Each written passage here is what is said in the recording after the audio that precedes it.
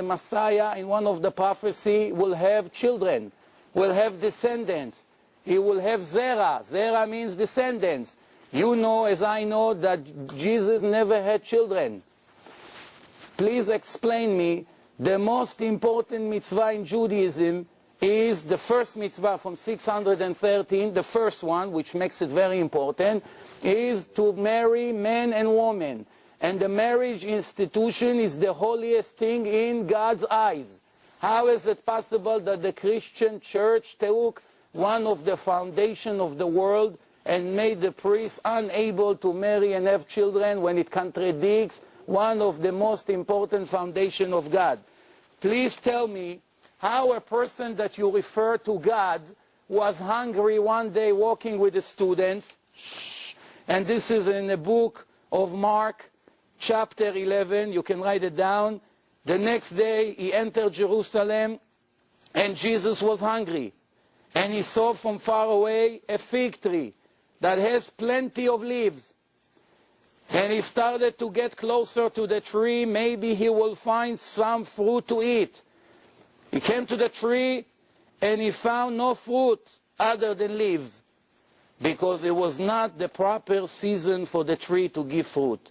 And he out of paper, by the way. Yes, and which, you know, very good. You know, there's no coincidence. So it says like this: I'm cursing. I'm glad you enjoy, but please, we are now only arguing to find the truth. We're going to shake hands, we'll stay friends. Nothing here is personal. I want to say it again. The point here, I'm asking questions that if we're going to get the answer to all these questions that we ask, we have a very serious problem. Why? Because we declare always that if you find one mistake in the Torah, that's going to be the end of Judaism. One mistake, not two. And we have very many mistakes that we highlight, as some of that you heard from me. And if we're going to get the answers to all these contradictions and all these impossible things, then we are people that seeking for the truth. We're going to have to double check our future.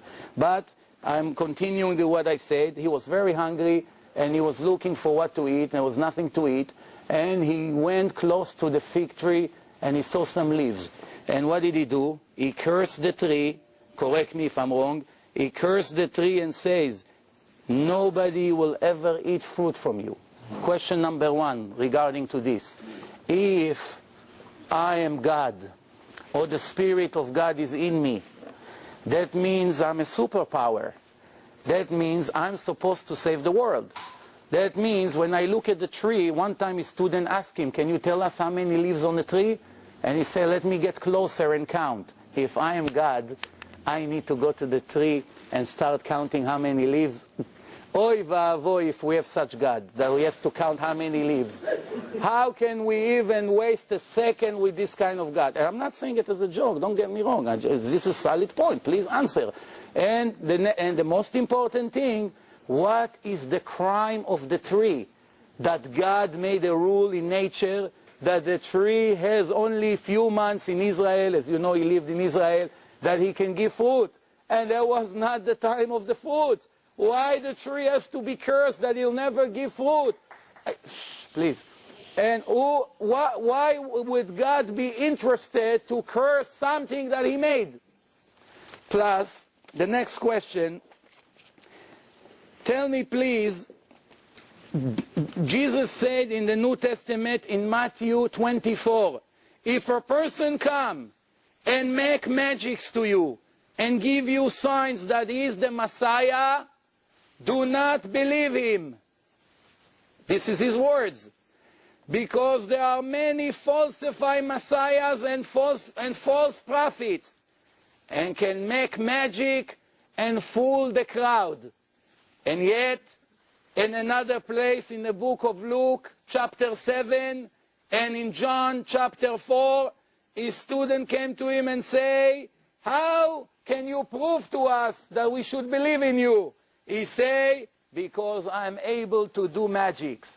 You just said yourself, don't believe in people that are able to walk on water. or to feed people with a loaf of bread, many people. Why? It's magics. The Egyptians used to do it, as you read in the Torah. Moses throws his cane, becomes a snake. Comes the impure Egyptians, one of the worst nations in history, the ancient Egyptians. Each one of the kids threw his cane, he became a snake. Does that mean they're God? The Torah just told you. If they're able to make magics, they are nothing, because this is the power that God put in nature, that the impure people are able to do magic. Is that an indication that he's the Messiah? For sure not. Plus, he himself admitted, don't believe people who make magics. And they ask him, how do we know you're the Messiah? Because I'm making magic. Is God making such mistakes, such contradiction? I'm sure that is not. The next question is, could you email me these questions? I am. No, you don't need it. You're going to have a recording. We're going to give you a recording. I have to be able to answer these questions. You want a good answer, right? Whatever you can, whatever you can answer right now, you have the time to do it. Whatever you cannot answer right now. You won't cut me off? Give us one answer. No, wait. I didn't finish. Believe me, I got to put some of the. Oops, I'm sorry. Okay, the next question. I got to bring these questions out because I don't have a problem sitting here and listening to your answer. Don't get me wrong. I have the time. And even if the crowd will leave, I'm going to still stay here to listen because I am seeking for the truth. But I told you, this is all short questions, as you see, not like the first ones. First one were very long, but I learned my lesson. No, you don't know how long the answer is going to be. To do a big exposition. No, I tell you what, I'm afraid of another 20-minute speech about one of the, and the night is over. How about my fears? How about my fears of the end of this question? You're giving me under the belt now. Okay, so I'm almost done. I'll cut some. Almost done, and then you have the microphone for yourself. The next question that I got for you is, the Torah, as you admit, is the Word of God. Say you should love your friend like you love yourself. And in the book of Matthew, chapter 5, he say, love your friend and hate your enemies. The Torah never say it. The Torah say the opposite. Even if you have a Jew that is not your lover, is not such a great friend, he speak bad about you, is still your brother and you have to love him. Comes the book of Matthew chapter 5 and say, love your friend, but hate your enemies, contradicting the Torah clearly. It's the same God, remember. They claim that God also gave that. Comes the Torah and say, you should love your God with all your heart and all your soul and all your money. Meodecha. May I respond? If you are really a truth seeker, and I trust you are, may I just respond to which one? Because the last one is going to be very short. Okay. And very easy. Which one? You should love your friend like you love yourself? Yeah. Okay, let me read that in context. As you probably know already about me, context is very important. Without context, we can't arrive at any meaning. Yeah. And so Jesus says, you have heard that it was said, you shall love your neighbor and hate your enemy. But I say to you, love your enemies and pray for those who persecute you. You see, what Jesus is arguing against... The words for me. What Jesus is arguing against is not Tanakh. He never spoke against Tanakh, but simply to say he would fulfill it. What he is arguing against there is the misrepresentation of Tanakh. Because you're perfectly right. Nowhere in Tanakh does it say, hate your enemies. Okay, thank you.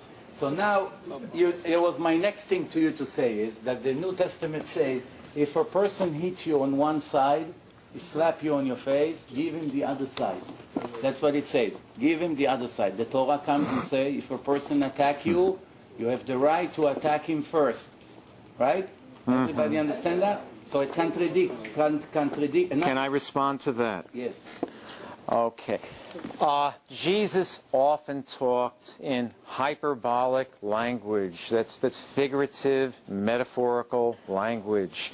And so often he would say, if your eye causes you to sin, pluck it out. If your hand causes you to sin, cut it off. It's better to enter heaven without one of your hands than to go into hell. Now, what he is saying when he uses metaphorical language